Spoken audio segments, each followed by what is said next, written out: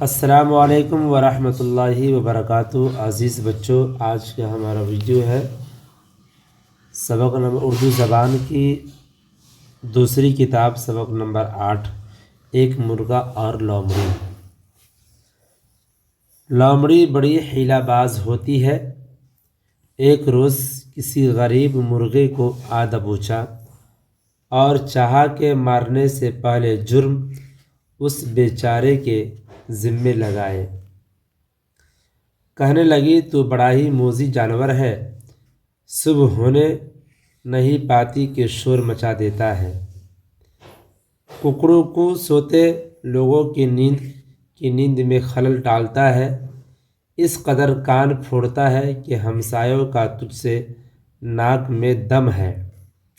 بہتر ہے کہ اسی وقت تیرا قصہ پاک کروں اور سب بھلے مانسوں کو تکلیف سے نجات دوں۔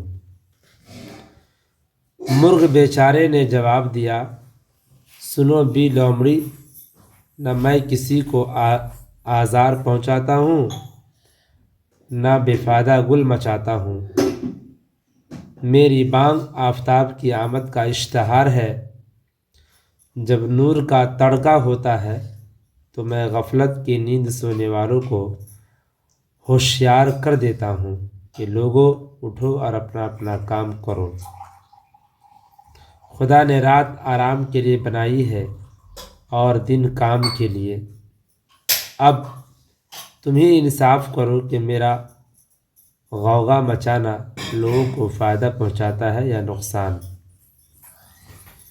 سنگ دل لومڑی پر اس تقریر کا کچھ اثر نہ ہوا اور یہ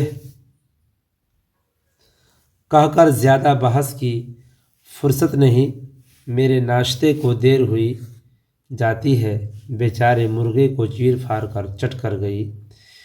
بگڑتی ہے جس وقت ظالم کی نیت نہیں کام آتی ہے دلیل و حجت۔